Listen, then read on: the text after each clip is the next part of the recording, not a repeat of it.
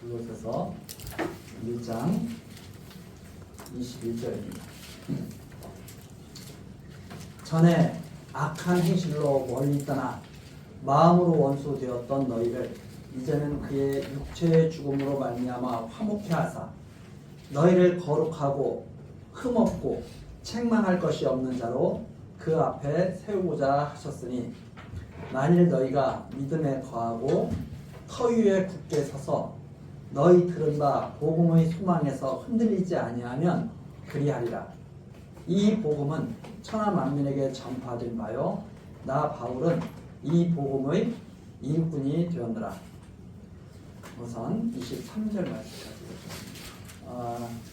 하나님께서는 그리스도를 통해서 하나님과 백성들이 화목해지기를, 하나님과 만물이 화목해지기를 기뻐하셨는데 21절에 보니까 전에 악한 행실로 멀리 떠나 마음으로 원수되었던 너희, 그러니까 우리들 모두는 하나님을 부인하는, 믿지 않는 그런 반역하는 그런 삶을 살고 있었다. 악한 행실로 멀리 떠나 있었다. 그러니까 탕자가 아버지를 멀리 떠나는 것처럼 그렇게 같이 있는 것이 싫은 거죠. 아버지와 같이 사는 것이 싫어서 탕자가 멀리 떠나잖아요. 마치 그런 것처럼 하나님과 함께하는 것을 싫어해서 하나님의 하나님 아래에서 하나님의 통치를 받으면서 사는 것을 싫어해서 멀리 떠나죠. 그래서 하나님과 원수되었던 그런 삶을 이제는 22절 이제는 그의 육체의 죽음으로 말미암아 그리스도께서 십자가의 죽으심으로 말미암아 화목케 하셨다. 너희를 거룩하고 흠없고 책망할 것이 없는 성도 하나님 앞에 세우게 하셨다 하는 말씀입니다. 우리 구약의 율법을 보면 흠없는 짐승을 잡아서 피를 흘리게 하고, 그리고 그 피를 하나님께서 받으시고, 그리고 이스라엘 백성들을 하나님 앞에 나올 수 있도록 그렇게 하셨죠. 이스라엘 백성은 원래 하나님 앞에 나아갈 수 없는 그런 악한 삶을 살았음에도 불구하고 이스라엘 백성을 대신해서 흠없는 재물을 가지고 하나님께 제사하게 하시고, 그리고 하나님께서는 이스라엘 백성을 만나주셨습니다. 그런 것처럼 그것을 온전히 이루신 분이 바로 그리스도시죠. 그래서 그리스도께서 진정으로 흠이 없는 제사. 근데 그 사무엘서에 보면 사무엘 선지자가 사울 왕에게 그런 말을 전합니다. 순종이 제사보다 낫다. 그냥 하나님 말씀을 그대로 따르는 것. 형식적인 제사 되어봤자 그 아무런 사실은 가치가 없는 거죠. 진짜 참 제사는 무엇이냐? 하나님 말씀에 그대로 순종하셔서 흠이 없는 제사를 드려야 되죠. 바로 그것이 그리스도께서 우리를 위해서 우리를 하나님과 화목하게 하시려고 드린 제사였다. 그래서 흠이 없는 제사. 하나님께서 아론의 아들들이 또 하나님 섬기는 일을 하는데 하나님께서 명하신 불로 하지 않고 다른 불로 하니까 하나님께서 그냥 아론의 두 아들을 죽이시죠. 그것이 바로 무엇인가 하면 형식적인 제사는 안 받으신다. 하나님 말씀에 순종하는 그 참제사. 그래서 예수님께서는 어떻게 순종하셨느냐? 우리 바로 앞에 다시 한번 가서 보시죠. 빌립보서 2장 6절서부터 다시 한번 보시면 그는 근본 하나님의 본체시나 하나님과 동물됨을 취할 것으로 여기지 아니하시고 오히려 자기를 비어 종의 형체를 가져 사람들과 같이 되었고, 이게 사람들이 어떻게 살아야 마땅한가를 그대로 다 보여주시고 사람과 같이 되었고 사람들과 같이 되었고 종의 형체를 가져 사람들과 같이 되었다. 그러니까 우리 사람들이 가장 올바른 것은 하나님 뜻에 온전히 순종하는 거죠. 그래서 8절 사람의 모양으로 나타나셨음에 사람의 모양으로 나타나셨잖아요. 그래가지고 하나님 앞에 올바른 예배, 올바른 삶이 무엇인가를 그대로 우리에게 다 증거하셨죠. 하나님과 어떻게 해서 화목되게 하시는지. 그래서 사람의 모양으로 나타나셨음에 자기를 낮추시고 죽기까지 복종하셨습니다. 곧 십자가에 죽으십니다. 이것이 마땅한 하나님께 드리는 제사죠. 예수님께서 무슨 구약의 그 제사장처럼 그렇게 무슨 짐승의 제사를 드려서 짐승을 죽여서 피 흘리고 이런 제사를 드리신 게 아니잖아요. 하나님의 말씀에 순종해서 십자가에 죽기까지 드리는 그 제사를 예수님께서 드리시고 하나님께서는 그것을 흡족히 받으신 거예요. 그리고선 그리스도 안에 있는 백성들은 내 앞에 세워라. 그리스도 안에 있는 백성들을 내 앞에 세워라. 그렇게 말씀하신 거죠. 그래서 다시 골로새서 뒤로 와서 너희를 거룩하고 흠없고 책망할 것이 없는 자로 하나님 앞에 세우려고 하셨다. 구약에서 대제사장이 이스라엘 백성을 대신해서 지성소에 들어가서 제사하면 하나님께서 용서하시고 이스라엘 백성들을 살도록 하셨잖아요. 하나님 앞에서 살도록. 그렇게 하신 것처럼 예수님께서는 참제사, 영원한 화목제물을 드리셔서 너희를 하나님 앞에 세우려고 하셨던 것이다. 골로새서 1장 23절입니다. 만일 너희가 믿음에 거하고 터 위에 굳게 서서 너희 들은 바 복음의 소망에서 흔들리지 아니하면 그리하리라. 이 복음은 천하 만민에게 전파된 바요 나 바울은 이 복음의 일꾼이 되었노라. 즉 23절 말씀은 그거죠. 너희들이 이 믿음 위에서 굳건히 서 있어야 된다. 이 터에서 흔들리지, 이 믿음의 터 위에서 흔들리면 안 된다. 이 믿음의 터. 그리스도로 말미암아 우리가 하나님과 화목되게 되었다. 우리는 하나님 앞에서 정말 패역한 그런 삶을 살고 있었지만 그리스도로 말미암아서 이제 우리가 하나님과 화목되게 되었구나 하는 이 믿음, 그리스도가 우리를 구원하셨구나 하는 이 믿음 위에 너희들이 굳건히 쓴다면, 그리고 이 복음을 듣고 소망을 갖고 살아간다면, 소망에서 흔들리지 않는, 이 복음을 듣고 이 복음의 소망에서 흔들리지 아니한다면 너희들이 반드시 하나님 앞에 서게 될 것이다. 하나님 앞에 서게 될 것이다. 이 복음은 천하 만민에게 전파된 바예요. 즉 이 복음이 모든 천하 우주 만물에게, 모든 이 땅에서 살아가는 사람들에게 선포되고 있는 복음인 것이다. 이것이 지금 온 천하 만민에게 선포되고 있는 복음인 것이다. 이 복음이. 그렇죠? 다른 복음을 들으면 그래서 안 된다는 거죠. 이 복음이 바로 세상에 선포되고 있는 복음이 바로 이 복음이다. 나 바울은 이 복음의 일꾼이 되었다.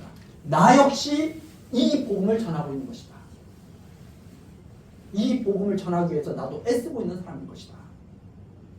하나님께 부름을 받은 사람이죠. 이 복음을 전하라고. 그렇죠? 그래서 이 23절은 정말 중요한 말씀입니다. 이 복음을 듣고 소망을 갖고 살아간다면 너희들이 반드시 하나님 앞에 서게 될 것이고, 내가 전하고 있는 이 복음이 바로 하나님께서 온 천하 우주 만물 모든 사람들에게 선포하고 계신 복음이고, 나 바울 역시 이 복음을 위해서 일하고 있는 것이다. 이런 말씀이 바로 23절까지 말씀입니다. 그리고 24절이죠. 내가 이제 너희를 위하여 받는 괴로움을 기뻐하고 그리스도의 남은 고난을 그의 몸된 교회를 위하여 내 육체에 채우노라. 그런데 이 복음을 전하면서 당하는 많은 어려움들이 있다 하는 말입니다. 우리가 이 세상을 살아갈 때 사실 많은 어려움이 있잖아요. 특히나 이 복음을 전하기 위해서 당하는 어려움들이 참 많습니다. 이것은 이미 우리에게 보여주신 대로 그리스도께서 겪으신 고난인 거죠. 그래서 그리스도의 남은 고난. 그리스도께서 이 복음을 온 천하 만민에게 선포하기 위해서 당하신 그 고난. 우리가 살아가면서 이 고난을 겪는 것이구나. 성도들이 그리스도께서 겪으신 그 고난을 우리들이 또한 겪는 것이구나. 그래서 기뻐하게 됩니다. 괴로움을 기뻐. 그리스도의 남은 고난을 그의 몸되어 있는 교회를 위하여 내 육체에 채운. 그래서 성도들이 지금 살아가면서 당하는 고난은 이 복음을 받아들이기 위해서, 이 복음을 전하기 위해서, 이 복음의 소망을 갖고 살아가기 위해서 당하는 고난입니다. 그러니까 많은 사람들이 먹고 살기 위해서 당하는 고난, 이건 세상 사람들이 생각하는 고난이죠. 우리는 먹고 살기 위해서 당하는 이 고난을 당하면서 이 세상을 살아가는 게 아니라 이 복음의 소망을 지키기 위해서 이 세상을 살아가면서 당하는 고난을 겪고 있는 거예요. 그래서 이방인, 하나님과 아무 상관이 없는 이방인의 고난을 우리는 겪고 있는 게 아닙니다. 이 복음의 소망 때문에 고난을 당하고 있는 거죠. 그런데 많은 사람들은 그걸 다 똑같이 생각하죠. 누구나 다 고난당하고 있어. 그래, 다 고난당하고 있어. 그런데 복음의 소망 때문에 그리스도의 남은 고난을 채우기 위해서 성도들은 고난당하고 있는 것이고, 이방인들은 먹고 살기 위해서 쓸데없는 고난을 당하고 있는 거죠. 어차피 생각해보세요. 아무리 먹고 살려고 해도 하루에 5개, 6개 먹는다고 해서 결국은 떼두면 어떻게 돼요? 죽잖아요. 쓸데없는 고난 당해요. 먹고 살기 위해서 고난 당한다면 쓸데없는 고난 당한다. 어차피 3끼 먹는 거고, 좋은 진수 성찬을 먹거나, 김치 한 가지에 먹거나, 먹고 사는 건 다 살다가 때가 되면 하나님 앞에 다 돌아가는 건데, 그것 때문에 고난당한다면 얼마나 슬픈 일이에요. 그게 아니라 복음의 소망 때문에 고난을 당하고 사는 거예요. 그런 명확한 신지식이 우리를 새로운 시각으로 세상을 자꾸 바라보게 하는 거죠. 내가 고난당하는 의미, 왜 내가 지금 고난당하는가? 그리스도의 남은 고난을 내 육체에 채우고 있는 것이다. 25절입니다. 내가 교회의 일꾼 된 것은 하나님이 너희를 위하여 내게 주신 경륜을 따라 하나님의 말씀을 이루려 함이다. 내가 교회의 일꾼이 된 것은, 지금 교회의 일꾼이 돼가지고 바울 사도가 24절처럼 괴로움을 당하고 있잖아요. 감옥에 갇히기도 하고 괴로움을 당하고 있잖아요. 내가 교회의 일꾼 된 것은 이건 하나님이 나에게 주신 역사하신 경륜입니다. 하나님의 말씀을 이루게 하시려는 것이다. 내가 교회의 일꾼이 돼서 이러한 고난을 받는 것, 이건 하나님의 경륜, 선물이다 이 말입니다. 하나님의 선물이다. 하나님의 말씀을 그리스도 안에서 완전히 이루게 하시려고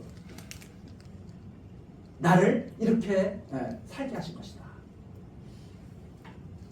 그러니까 이 계속 드리는 말씀이지만 삶에 대한 이해력이 보통 세상 사람들과는 전혀 판이하죠. 이 고난이 선물이야. 왜? 먹고 살기 위해서 당하는 고난이 아니라 그리스도의 고난을 채우는 그런 삶을 살게 하시는 겁니다. 그런데 이것은 그리스도 안에서 하나님의 말씀을 완전하게 이루시려고, 그리스도 안에서 하나님의 백성들을 하나님 앞에 세우시고, 그리스도 안에서 만물이 회복되게 하시고 역사하시는 하나님의 놀라운 섭니다 하는 말이죠. 그리고 26절을 넘어갑니다. 이것이 비밀인데, 이 비밀은 만세와 만대로부터 오므로 감추었던 것인데, 이 그리스도에 대한 이 비밀이 쫙 감추었다가 이제는 그의 성도들에게 나타나고, 그렇죠? 그의 성도들에게 나타나고 하나님이 그들로 하여금 이 비밀의 영광이 이방인 가운데 어떻게 풍성한 것을 알게 하려 하신다. 즉 하나님께서는 당신의 영광을 이 비밀을 통해서 풍성하게 드러내시기를 원하십니다. 이 비밀이 무엇이냐? 이 비밀은 너희 안에 계신 그리스도시니, 우리 안에 계신 그리스도, 너희 안에 계신 그리스도시니 곧 영광의 소망입니다. 즉 이 비밀은 우리들 안에, 성도들 안에 계신 그리스도로 말미암아서 성도들이 하나님의 영광에 참여하게 되었다는 것이다 하는 말입니다. 그리스도가 성도 안에 딱 계셔요. 그 그리스도로 말미암아, 우리 안에 계신 그리스도로 말미암아 하나님 앞에 우리가 딱 서게 돼요. 그 하나님의 영광을 함께, 하나님의 영광에 함께 참여하게 되는 것이 바로 하나님께서 성도들에게 깨닫게 하시는 것이다 하는 말입니다. 그러니까 하나님께서 무엇을 깨닫게 하시느냐? 그리스도로 말미암아서 너희가 나의 영광에 함께한다 하는 것을 깨닫게 하시려는 것입니다. 이것이 감추어졌던 일입니다. 그것이 바로 때가 됨에 나타나신 그리스도로 말미암아 환하게 보여주는 것이죠. 어두웠던 세상에 환하게 빛을 비추었던 것이죠. 아, 하나님의 뜻이 바로 이것이었구나. 그리스도로 말미암아서 하나님의 백성들이 하나님의 영광에 함께할 수 있도록 하나님 앞에 서게 해주시는 것. 이것이 바로 하나님께서 갖고 계셨던 뜻이었다. 이게 비밀이었죠. 하나님 마음속에 갖고 계셨던 것. 하나님 계획 속에 갖고 계셨던 것. 그것이 바로 27절 내용이고요. 그 다음 28절. 우리가 그를 전파하여 각 사람을 권하고, 그래서 그리스도만을 전파하는 거죠. 각 사람을 권하고 모든 지혜로 각 사람을 가르침은 각 사람을 그리스도 안에서 완전한 자로 세우려 합니다. 즉 28절 내용은 우리는 각 사람에게 모든 지혜를 다해서 그리스도를 전한다. 우리가 전하는 것은 그리스도를 전하는 것이다 하는 말입니다. 다른 것은 섞지 않는다.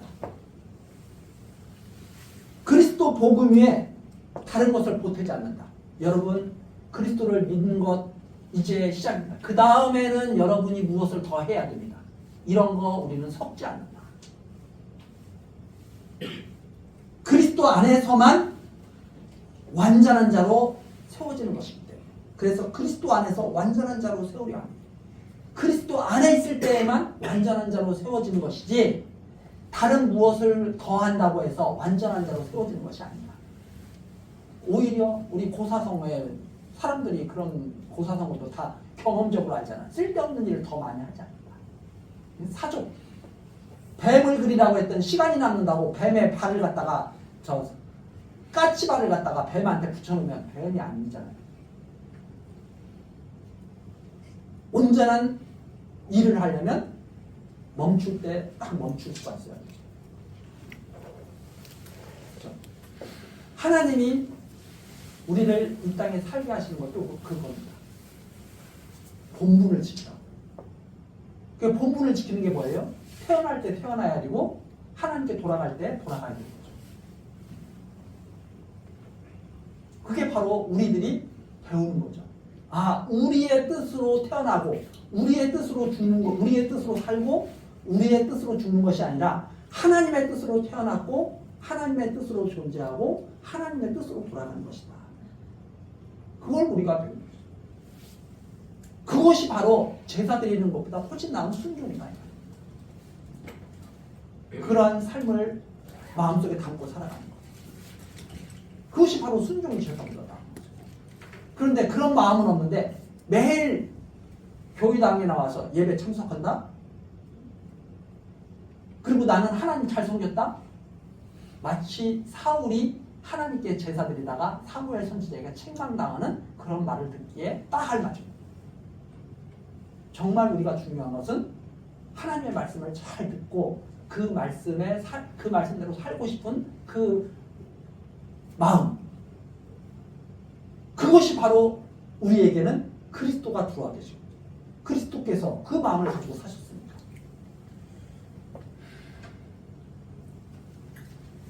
그리스도 안에서 완전한 자로 세운. 그래서 그리스도께로 돌아가는 것, 이거야말로 완전한 복입니다. 우리가 뭐 초대교회로 돌아가자 이런 말씀들 많이 듣잖아요. 초대교회로 돌아가자는 말이 어떤 말의 의미를 담고 있는가 사람마다 다를 수 있겠지만 저는 그렇게 생각합니다. 그리스도에게로 돌아가는 것, 초대교회로 돌아가는 것이라고 저는 생각을 합니다. 뭐 초대교회에 돌아가서 무슨 뭐 공동생활을 하고 이런 것을 의미하는 게 아니라 저가 초대교회로 돌아가자 하는 말을 제가 딱 들었을 때는 그래, 초대교회로 돌아간다면 그리스도에게로 온전히 돌아가야지, 이렇게 저는 생각을 하죠. 아마 이 말씀을 듣는 모든 분들이 그런 마음을 가지리라고 생각을 합니다. 자, 29절 마지막입니다. 이를 위하여 나도 내 속에서 능력으로 역사하시는 이의 역사를 따라 힘을 다하여 수고하노라. 즉 나는 바로 이 복음, 풍성히 베풀어 주시는 이 하나님의 놀라운 이 능력과 힘으로 지금도 복음을 전하며 살고 있는 것이다. 힘을 다하며 나도 지금 수고하고 있는 것이다.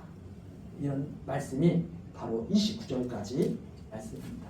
우리 다음 시간 계속해서 2장 내용을 살피도록 하면서 여기까지 하시겠습니다.